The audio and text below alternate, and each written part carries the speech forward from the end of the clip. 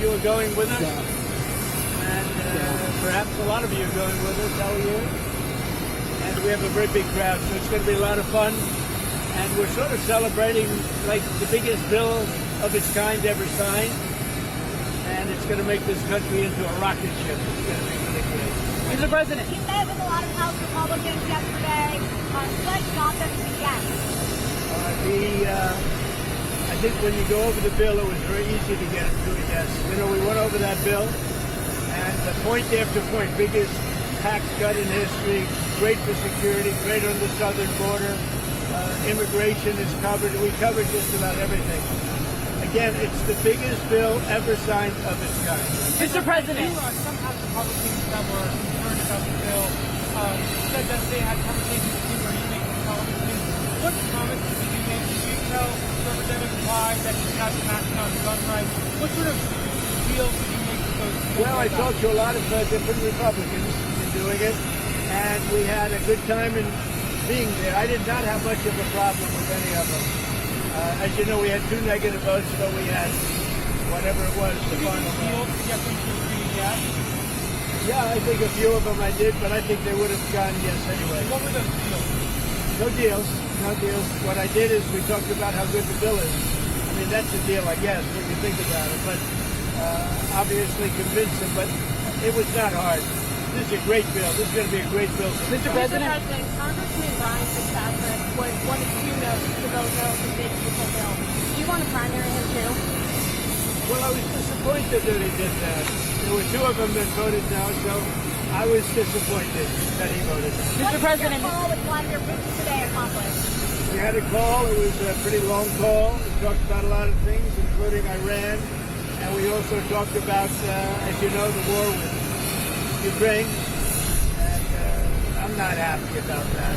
Mr. President. Mr. President. Progress with people on a deal with Ukraine? Do you feel like you made any comments? No, I didn't make any progress with it today at all. Mr. President, how much growth can the country expect from the one I big think we're beautiful going to get bill? great growth. I think we'll have growth in record numbers. This is going to be something that's amazing, and everybody was watching it all over the world. And I want to congratulate the Speaker and Tom Emmer and Steve Scalise and everybody else. I mean, they worked so hard, so hard. This has really been going on for over a year, if you think about it. I think, to be exact, about 14 months. And this was the culmination, and I guess it ended a lot earlier. A lot of people thought it would end up the following afternoon. Well, it ended up late in the evening, but they were great. What do you think it says And about... by the way, on the Senate side, I thought Senator Thune did a fantastic job. What do you think it says about the power you've amassed within your party compared to your first term that you were able to get this over the finish line? I think I have more power now. I could say, oh, gee, I don't know. I think I probably do because we've had a great record of success. You know, my first term was very, very successful. We had the greatest economy in the history of our country. I think we're going to blow it away this term. But, Mr. President, you know, we've proven certain things, and yeah, I think probably it's got more gravitas, more power. Sir, you signed a trade deal with Vietnam yesterday. Great deal, 40% on transshipping. Can we expect any more of that before next week, sir? So we have a couple of other deals, but my inclination is to send a letter out and saying what tariff they're going to be paying. It's just much easier. We have, far more than 170 countries. And how many deals can you make? And you can make good deals, but they're very much more complicated. I'd rather, and I've been like this from the beginning, I'd rather send out a letter saying this is what you're going to pay to do business in the United States. And I think it'll be well received. I think it's just so many countries. And then they go specific. Let's do this, let's do that, beef, ethanol. And I'd rather just do a simple deal where you can maintain it and control it. You're going to pay a 20% or 25 or 30% tariff. You brought in a record amount. We're going to be sending some letters out starting probably tomorrow, maybe 10 a day, to various countries saying what they're going to pay to do business with the U.S. Mr. President, a incident of a Republican congressman was gunned down last night in Washington, D.C. Do you think it's time for Congress to take back control of D.C.?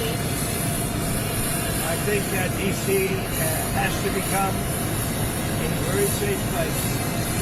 And we're not going to let anything bad happen to D.C. That's how beautiful D.C. bad. We're not going to let anything bad, and we'll have something to say about it next week. Mr. Why President, did you pull back why did you pause weapons to Ukraine? Why did you pause weapons? We haven't. We're giving weapons, but we've given so many weapons. But we are giving weapons, and we're working with them and trying to help them. But we haven't. You know, Biden emptied out our whole country giving them weapons, and we have to make sure that we have enough for ourselves. Who are you, what message Who are you with? New York Times. No wonder. Mr. President, there's going to be a lot of symbolism tomorrow when you sign the One Big Beautiful Bill on Independence Day at the White House, kicking off the 250 years of American independence.